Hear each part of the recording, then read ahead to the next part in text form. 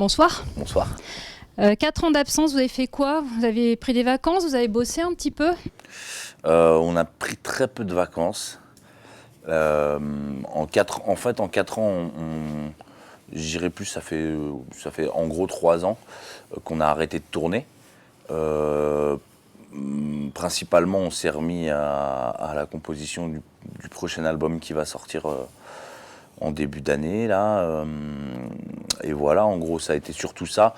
Le tout, ça a été aussi de se restructurer un peu, sachant que Poney a quitté le groupe et que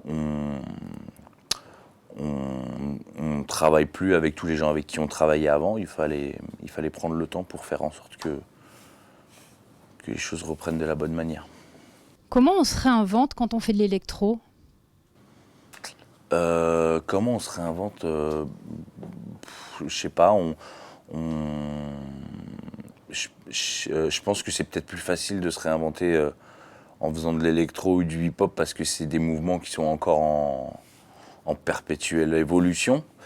Donc assez naturellement, en continuant à écouter de la musique et en cherchant à continuer à découvrir des nouveaux artistes et de la nouvelle musique, il y a plein de choses.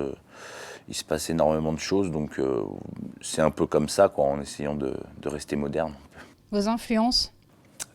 C'est super large, les influences, ça va à la base, le truc de Birdie Nam Nam, ça tourne plus autour du hip-hop, c'est ce qui nous a réunis, c'est les compétitions de DJ, tout ça.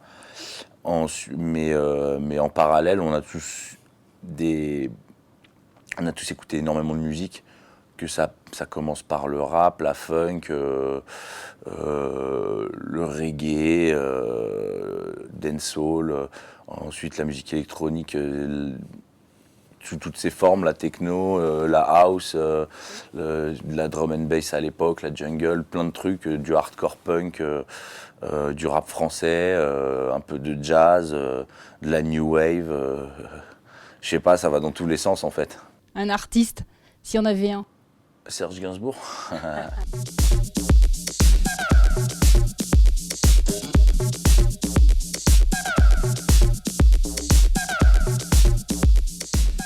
Votre nouvel album, il va s'appeler Dance or Die, avec un point d'exclamation. Alors c'est une invitation ou un ordre?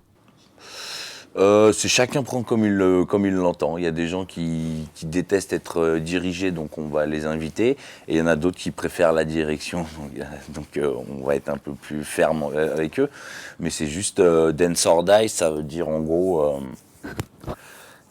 ça veut dire déjà ça raconte un peu là où on veut aller musicalement, à savoir que c'est un album qui tourne quand même autour de la danse et d'un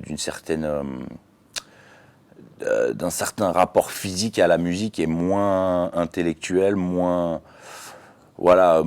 cérébral, je dirais, un truc qui parle plus au corps qu'aux têtes d'une certaine manière. Et voilà, et Dance or Die, c'est aussi soit pour parler de Birdie Nam Nam, soit on continue à faire danser les gens, soit on meurt en tant que groupe et donc voilà, on se nourrit beaucoup de nos expériences difficiles et du coup, il y a une espèce de moteur d'automotivation qui est lié à ce truc-là.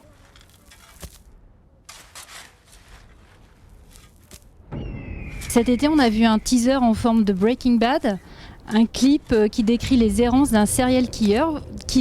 Vous broyez du noir ou bien? Non, je crois qu'on est assez... au contraire, on est assez objectif, enfin dans le sens où le monde va mal, mais qu'on essaye de le voir avec un espèce de petit décalage, où c'est violent, il y a une certaine notion de violence un peu toujours, mais en même temps, il est toujours, comment dire, c'est toujours amoindri par un minimum d'humour et voilà. Ça a été 3 ans compliqués aussi pour nous, évidemment, parce qu'il faut se remettre en question. La musique, ça va super vite, il y a des jeunes talents tous les jours qui émergent. Voilà, on a des doutes aussi quoi, dans nos vies et des fois ça se ça nous inspire aussi.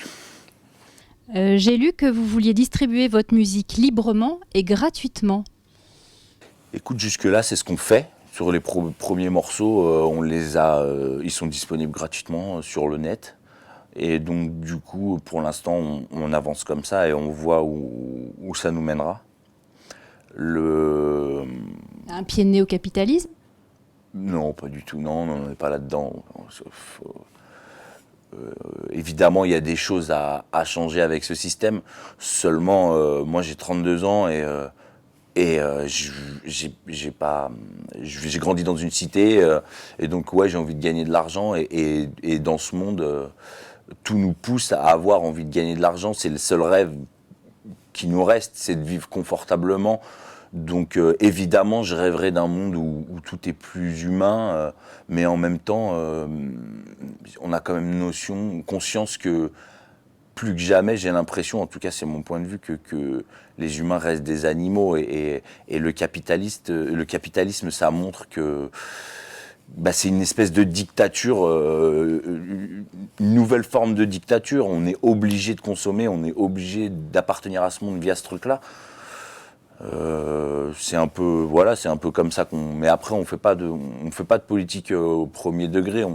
On agit en fonction de nos ressentiments et des fois, on se positionne d'une certaine manière qui font qu'on peut voir les choses de manière politique, mais c'est jamais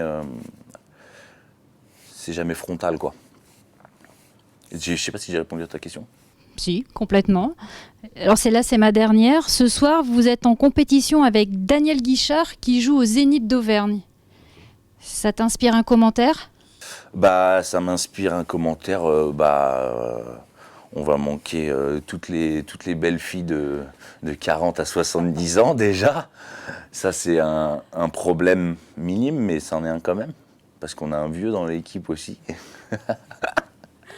Et non, Daniel Guichard, non, ça m'inspire pas grand-chose, si ce n'est que ma mère aurait adoré le voir. Et voilà. Mais je lui souhaite un bon concert et une bonne continuation dans sa carrière, sa longue carrière. Bon concert à vous aussi. Merci. Merci. C'est gentil.